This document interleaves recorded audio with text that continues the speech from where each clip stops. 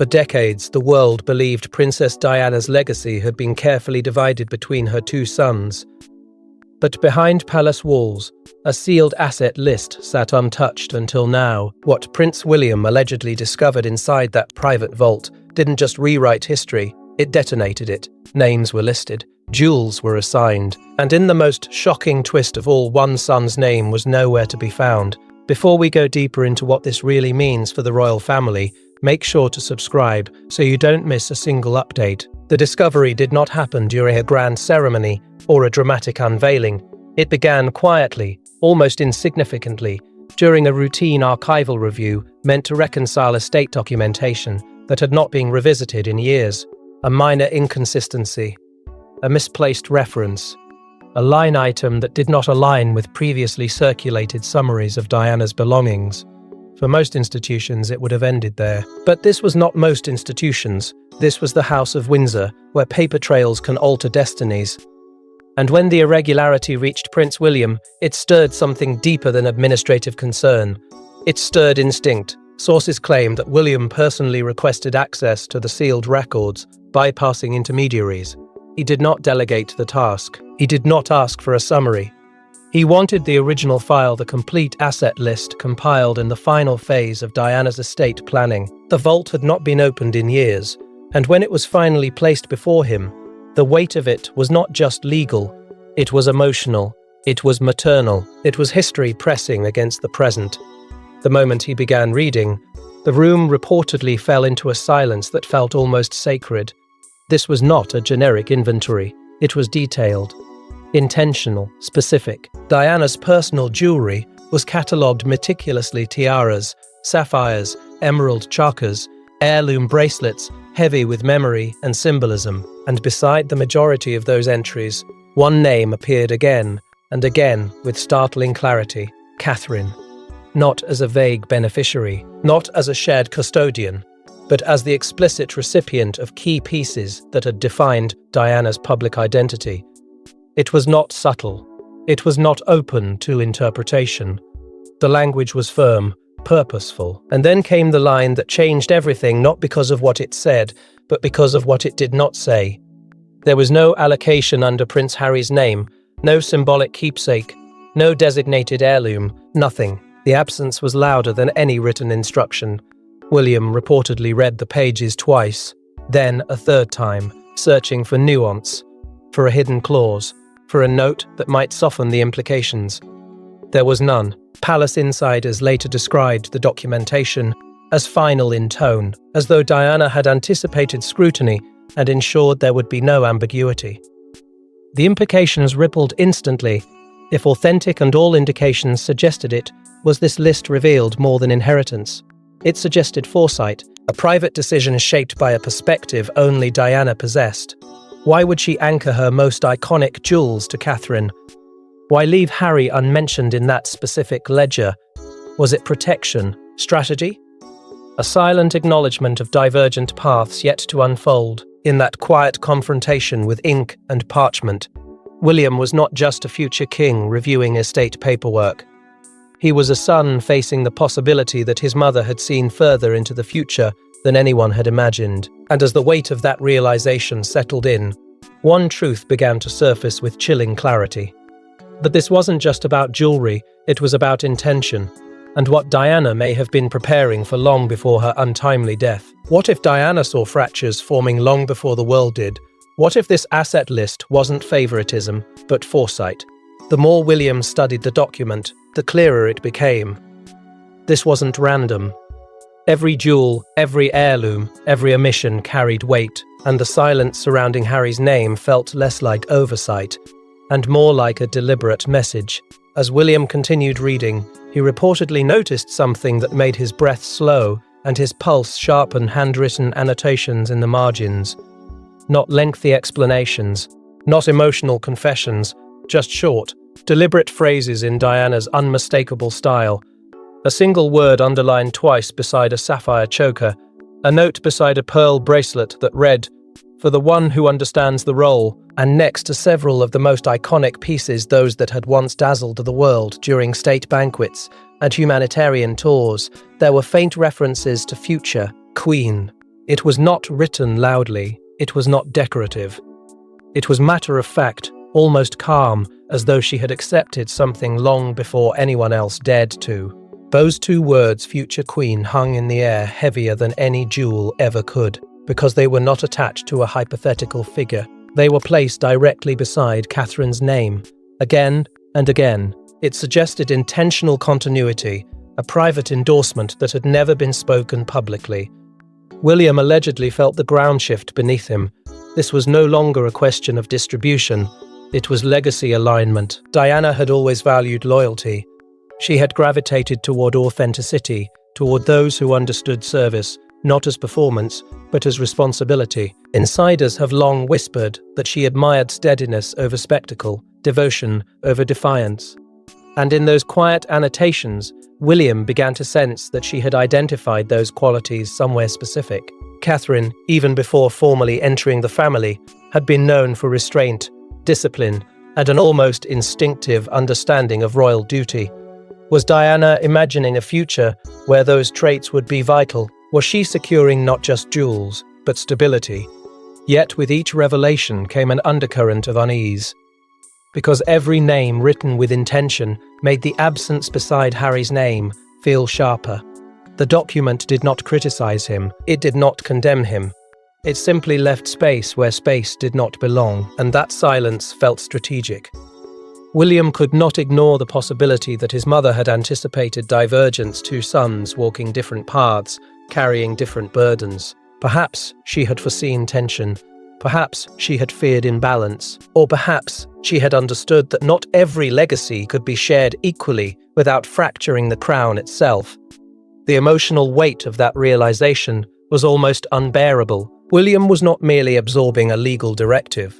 He was confronting the idea that his mother had quietly planned for a future where unity might not survive untouched. And if she had seen it coming, what did that say about the present? What did that say about the distance already widening between him and his brother? The deeper he looked, the more the asset list resembled a coded blueprint, a map not of wealth, but of destiny. And destiny, once uncovered, cannot be folded back into secrecy. The implications stretched beyond Catherine, beyond jewelry, beyond symbolism. They reached directly into the fragile space between two brothers who had already endured loss together. And as William processed what this meant for Catherine, the question he couldn't escape was how and when Harry would find out. Inside a private sitting room at Kensington Palace, a conversation unfolded that would redefine Catherine's place in royal history. William allegedly handed her a copy of Diana's asset list, his voice steady, but his hands not. What she read in that moment wasn't just about jewels. It was about trust, legacy, and the invisible crown Diana may have already placed upon her head. At first, Catherine did not speak. She read slowly, carefully, as though the paper itself required reverence. The names, the allocations, the handwritten notes, it was overwhelming, not because of the material value, but because of what it implied. Her expression reportedly shifted from confusion to disbelief, and then to something heavier: responsibility. She had married into the monarchy knowing duty would define her life.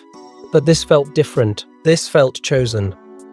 She understood immediately that jewelry in royal history is never just decoration.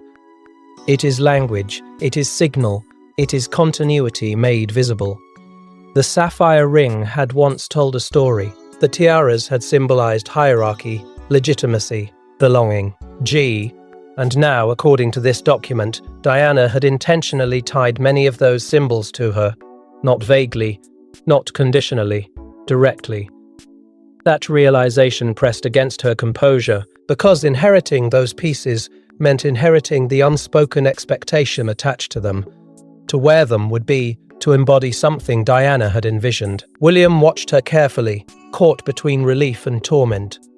Relief that she was absorbing the weight with calm strength. Torment because he knew what this could cost. He was not just a husband in that moment. He was a brother, a future king, a son holding proof that could fracture what little stability remained between him and Harry. He reportedly told her he had not asked for this outcome. He had not shaped it. He had simply uncovered it. And yet he would be the one forced to manage the aftermath. Catherine's voice, when it came, was measured. She did not celebrate. She did not recoil. She asked one question: did she truly mean this? It was not doubt of authenticity. It was disbelief at intention. Because if Diana had written those notes with clarity, then this was more than inheritance. It was endorsement, a private acknowledgement that Catherine might one day carry not only the title of Queen, but the emotional mantle Diana once bore in the hearts of the public. The idea was both humbling and terrifying. To be seen as a spiritual successor to one of the most beloved figures in modern history is not an honor that arrives gently. It arrives with scrutiny, with comparison, with impossible standards. Catherine understood that accepting this silently could be interpreted loudly. It could look like alignment against Harry. It could deepen wounds already exposed. Yet she also knew refusing it would create its own storm. Denial could be read as rejection of Diana's wishes, so she chose restraint. She would not speak publicly. She would not posture. She would carry the knowledge quietly, allowing time to reveal its necessity. That quiet resolve, insiders claim, is precisely what Diana may have recognized long ago: the ability to endure pressure without spectacle. Still, beneath that composed exterior, a tension lingered. Loyalty to William demanded strength. Compassion for Harry demanded sensitivity. And somewhere between those loyalties, Catherine sensed the beginning of an internal conflict that might define her future as profoundly as any duel ever could. But outside palace walls, forces were already stirring, and whispers of the discovery began to spread.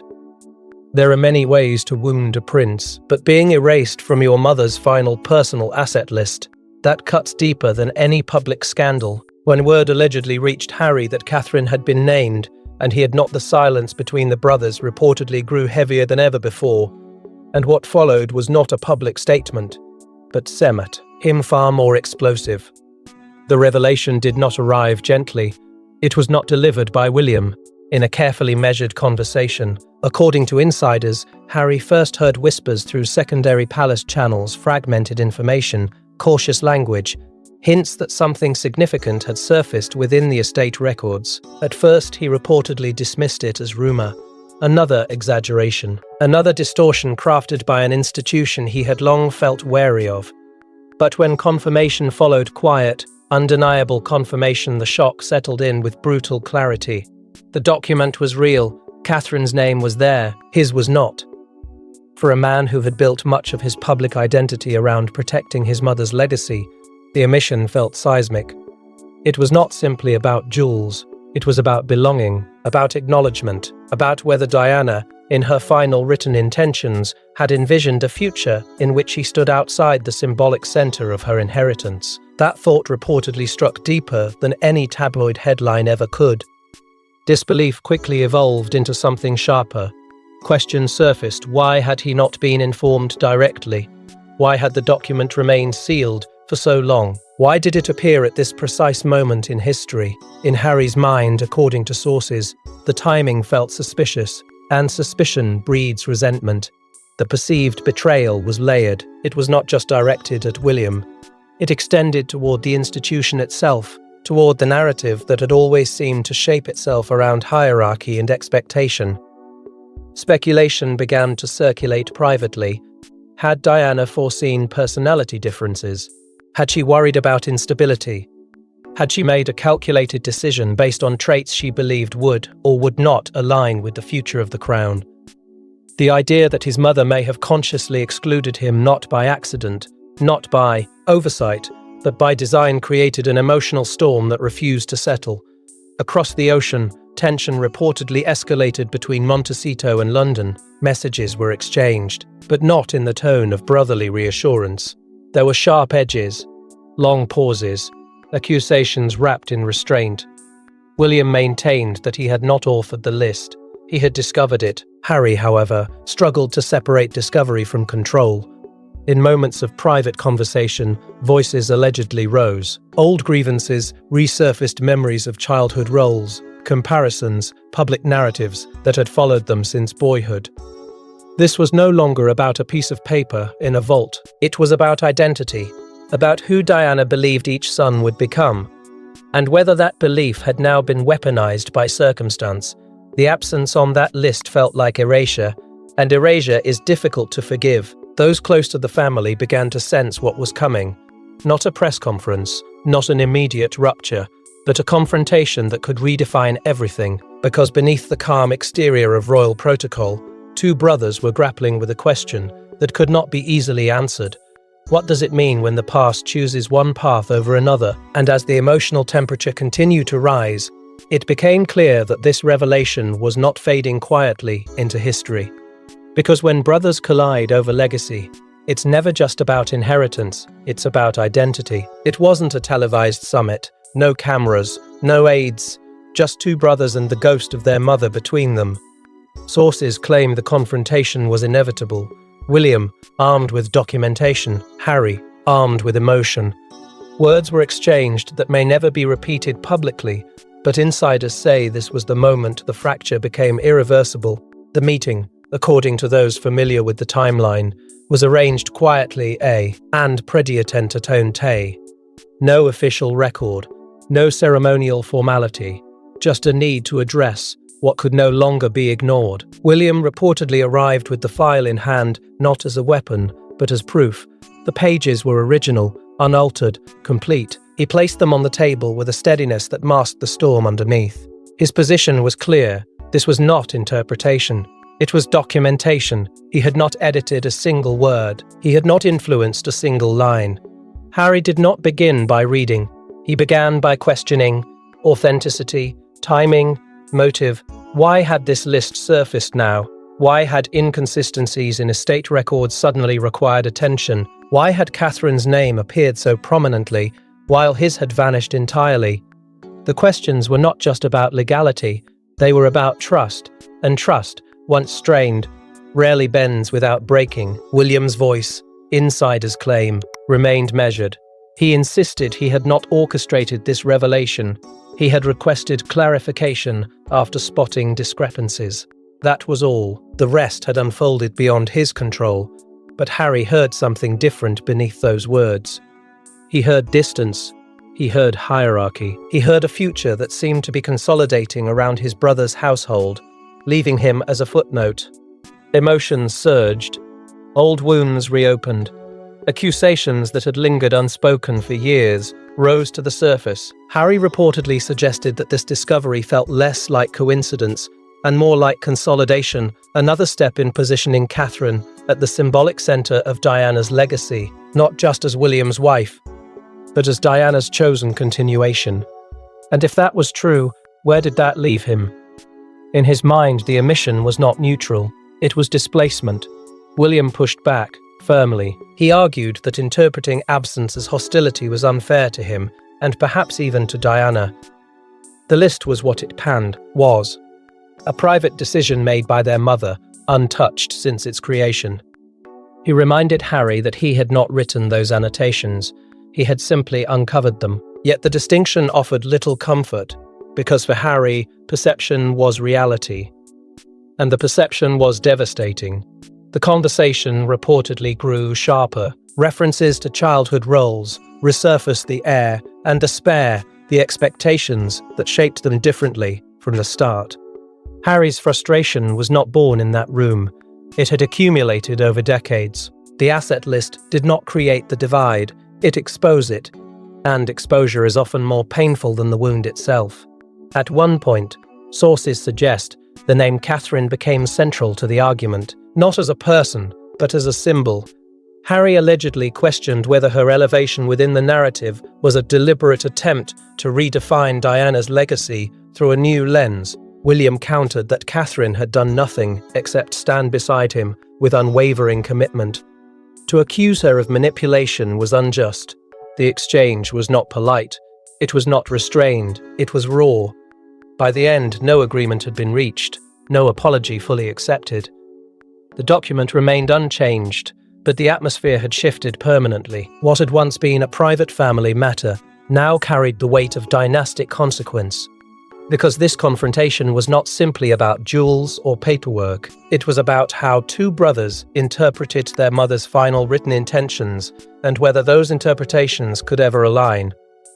And beneath the heated words, a chilling realization took hold. This moment was not closure, it was ignition, a spark that could set off consequences neither of them had fully calculated. And as the personal became political, palace advisors realized the fallout could extend far beyond family walls. When royal secrets threaten stability, the crown doesn't react emotionally, it reacts strategically. Advisors reportedly convened emergency meetings to determine how to handle the explosive implications of Diana's asset list. Was this a private family matter, or a constitutional risk waiting to ignite global headlines? Behind closed doors, the tone shifted from familial concern to institutional calculation. Senior aides, legal consultants, communication strategists, figures who rarely appear in public narratives, began dissecting the situation with clinical precision. The first question was not about sentiment, it was about containment.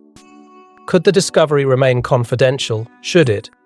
And if disclosure became unavoidable, how could it be framed in a way that preserved unity rather than amplified fracture? Some reportedly argued for strict suppression. The document, they reasoned, had been sealed for years. Its contents were never intended for public debate. Releasing it would invite interpretation, speculation, and inevitable comparison between the brothers. In a monarchy built on continuity, even the appearance of favoritism could be destabilizing. The optics alone, Catherine named prominently, Harry absent, could fuel narratives of exclusion and deepen existing tensions. Others warned, but silence carried its own risk. In the modern era, secrets rarely stay contained. One misplaced conversation, one disloyal staff member, one digital leak, and the story would explode, without context or control. Better, they suggested, to prepare a measured acknowledgement than to be caught reacting defensively. The debate grew sharper as advisors weighed loyalty against longevity, protect the family, or protect the institution. Underlying every discussion was a single concern: perception. The monarchy does not survive on power alone. It survives on symbolism. Every gesture, every duel, every public appearance carries meaning. Ink. If Diana's allocations were interpreted as a deliberate endorsement of Catherine as her successor in spirit, it could be framed as continuity, a seamless thread from beloved princess to future queen. That narrative would strengthen William's position. It would reassure traditionalists. It would present stability. But stability for one branch could look like displacement for another. Advisors feared the optics of imbalance. Harry's absence from the list, once public, would not be viewed as a neutral administrative detail. It would be seen as judgment. And judgment, even when posthumous, has consequences.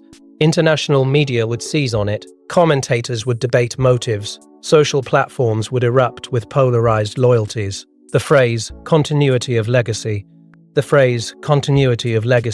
reportedly surfaced repeatedly in internal conversations. It was a strategic anchor. If Catherine's inheritance could be presented not as preference, but as preservation, Diana's desire to see her most iconic pieces worn by a future queen, then the narrative could shift from division to destiny. The goal was not to diminish Harry, but to elevate the idea of institutional alignment. Still, beneath the composed language and calculated messaging, anxiety lingered, because even the most polished strategy cannot fully control human emotion. The advisors understood that the brothers' confrontation had already altered the internal dynamic. What remained uncertain was how long the story could remain internal at all. As contingency plans were drafted and talking points refined, one unsettling truth hovered over every discussion: the era of secrecy was fragile. The more hands that touched the issue, the greater the chance it would slip beyond palace walls. And once it did, the crown would no longer be directing the conversation, it would be responding to it. Because secrets this powerful rarely stay buried, and soon the world would begin to notice. It began with a whisper on social media, then a headline, then a storm. Within days, the narrative took on a life of its own. Diana's jewels, Catherine's destiny, Harry's absence. Public opinion fractured overnight. Supporters rallied, critics erupted, and the monarchy found itself facing a wave of scrutiny, unlike anything since Diana's own tumultuous years. At first, it was a cryptic post, an anonymous account hinting at a sealed royal document that named a future queen in unmistakable terms. Screenshots followed, then speculative threads. Within hours, commentators began connecting fragments, referencing archival rumors, piecing together what had once been confined to palace corridors. The phrase asset list trended globally, and the conversation crossed into mainstream media. Containment became impossible. News outlets dissected the implications with relentless intensity. Analysts debated whether the allocations represented maternal foresight or institutional strategy. Panels discussed symbolism as though it were currency. Every jewel mentioned became a metaphor. The sapphire choker was no longer just a necklace. It was interpreted as a baton passed forward. The absence of Harry's name was no longer silence. It was framed as a statement. Supporters of William and Catherine moved quickly to shape the narrative. They described the allocations as proof that Diana had envisioned Catherine as her natural successor, not by blood, but by character. They highlighted Catherine's years of service, her restraint, her ability to navigate pressure without spectacle. In this telling, the inheritance was not exclusion, it was continuity. A mother safeguarding her legacy through the woman she believed could carry it with dignity. But critics were equally vocal. They questioned the fairness of a distribution that appeared so one-sided. They argued that Harry, who had publicly championed his mother's humanitarian spirit, deserved equal symbolic recognition. Some suggested the document's timing felt too convenient. Others went further, insinuating that the narrative itself had been strategically amplified to strengthen William's future reign. International commentary amplified every angle. In America, talk shows framed the story as a modern family drama, playing out on a global stage. In Europe, political analysts examined the constitutional ripple effects. In Commonwealth nations, debates emerged about whether the monarchy's internal fractures reflected deeper institutional vulnerabilities. The story was no longer about jewelry, it was about power, perception, and legacy. Royal watchers around the world responded emotionally. Some expressed heartbreak at the idea of Diana's sons standing on opposite sides of her final written intentions. Others felt vindicated, believing this confirmed long-suspected dynamics within the family. Social platforms flooded with tributes, accusations, loyalty declarations, hashtags formed battle lines. Public sentiment swung wildly between admiration and outrage. Inside palace circles, the realization was sobering. This was not a brief scandal. It was a narrative shift. Diana's name still carried immense emotional gravity, and tying her legacy so directly to Catherine, while omitting Harry, reshaped the emotional architecture of the monarchy's future. The crown thrives on unity. Now, unity felt fragile, and as coverage intensified, one truth became unavoidable. Perception would shape reality. Whether the asset list had been intended as foresight or simply personal preference, the public had already assigned it meaning. That meaning would linger. It would influence how Catherine was viewed, how William's reign was anticipated, and how Harry's role was interpreted in the evolving royal story. But beneath the noise and headlines, one question remained unanswered. Why would Diana make such a decisive choice? What if Diana's asset list wasn't about wealth at all? What if it was about stewardship? As analysts pored over her past speeches, interviews, and personal letters, a pattern allegedly emerged. Diana valued emotional intelligence, public devotion, and unwavering duty. Perhaps this wasn't rejection. Perhaps it was recognition of who would carry her spirit forward.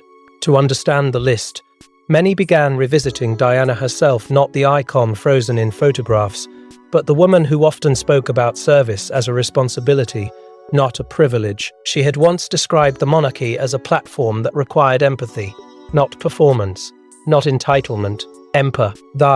Those who studied her words argued that she saw jewels not as luxury, but as instruments. When worn at state occasions, they became signals of continuity. When paired with humanitarian causes, they became bridges between crown and crowd. In that context, the allocations take on a different tone. Jewelry in royal tradition is rarely private.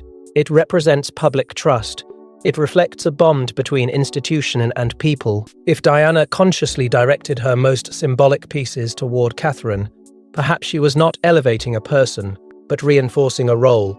The future queen would need visual continuity. She would need to embody both stability and compassion. The jewels were not rewards, they were tools. Catherine's journey in this interpretation aligns closely with those ideals. Years of quiet engagement, measured public appearances, a consistent avoidance of controversy. Observers argue that she has embraced the slower, steadier rhythm of royal duty, supporting causes without overshadowing them, listening more than speaking. To some, that mirrors Diana's early hopes for a monarchy that could evolve without losing its emotional core.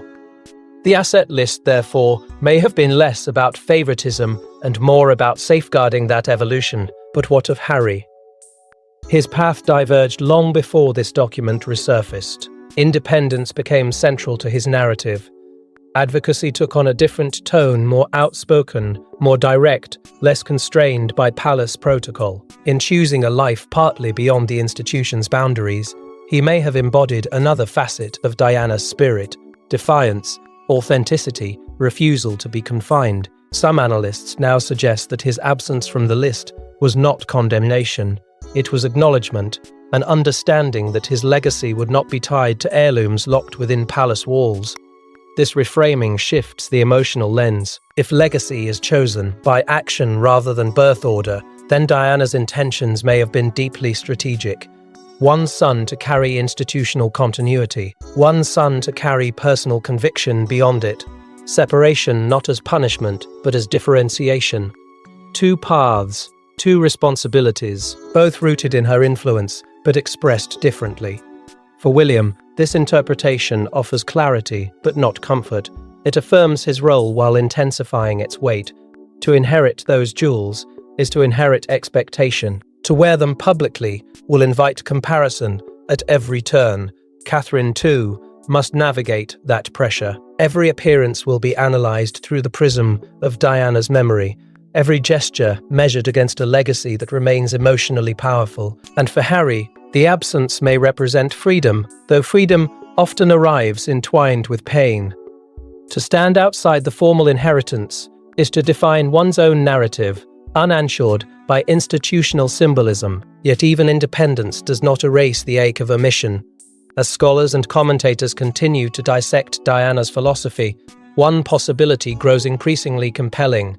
Perhaps she anticipated a monarchy at a crossroads. Perhaps she understood that survival would require both continuity and change. And in that understanding, she allocated her legacy accordingly. The asset list, once seen as a dividing line, now resembles a blueprint, a quiet acknowledgement that legacy is not merely passed down, it is interpreted, embodied, and sometimes reshaped. And as history absorbs this revelation, the question is no longer who received what, but who will define what Diana's legacy truly becomes. A single document has the power to reshape dynasties. If Diana's asset list is indeed as definitive as it appears, then her influence extends far beyond memory, it directs the future. William now carries more than a crown in waiting. Catherine carries more than jewels. And Harry carries questions that may never be fully answered. For William, the discovery has become both burden and clarity. Burden, because every line of that list reinforces the magnitude of what he is destined to inherit, not simply a throne, but a narrative shaped by expectation and sacrifice. Clarity, because the ambiguity that once surrounded his mother's private intentions has been replaced with something firm, written, deliberate. He can no longer pretend that Diana's legacy floats above him like a distant memory. It stands behind him like a mandate, to lead, to protect, to endure. That awareness hardens resolve, but it also isolates. Leadership often does. Catherine, meanwhile, steps forward into a role that feels less chosen by circumstance and more ordained by quiet endorsement. The jewels she may one day wear will no longer be admired solely for their brilliance, they will be scrutinized for their symbolism. Every sapphire will whisper continuity. Every diamond will echo comparison. And yet in that weight there is also strength. She becomes not merely the Princess of Wales, but a living bridge between past devotion and future stability. The emotional gravity of that position is immense. It demands grace under pressure. It demands resilience without spectacle. Harry's place remains the most uncertain. His path diverges from institutional choreography. Yet he cannot fully detach from the emotional center of the story. The omission on that list lingers not as a headline, but as a private ache. In public, he may continue forging an independent identity. In private, the question may persist: what did their mother truly foresee, and why? His narrative does not collapse because of absence, but it shifts. It becomes more solitary, more self-defined. That independence carries both liberation and loss. Public reaction continues to oscillate between acceptance and discomfort. Some view the allocations as logical, even inevitable. Others see fracture. The monarchy survives by projecting unity, but unity now feels more complex than ever. Diana's name still commands affection across generations. Her influence, it seems, did not end with her life. It matured quietly, waiting to surface at a pivotal moment. Perhaps that is the most haunting possibility of all, that she anticipated this crossroads, that she understood her sons would one day stand at different intersections of duty and identity, that she made her decisions not in reaction, but in preparation. If that is true, then the asset list is not a relic, it is a compass. Legacy, in the end, is never neutral. It binds, it separates, it defines. Through love, through intention, through consequence. And as the monarchy steps into its next chapter, shaped by both reverence and tension, one truth remains undeniable. Diana's final written choices continue to ripple through corridors of power and hearts of those she left behind. Because sometimes the most powerful royal decree isn't spoken from a throne, it's written quietly, signed privately, and discovered when the world is finally ready to understand it. Thanks for watching. Please don't forget to like and subscribe, and we will see you in next one.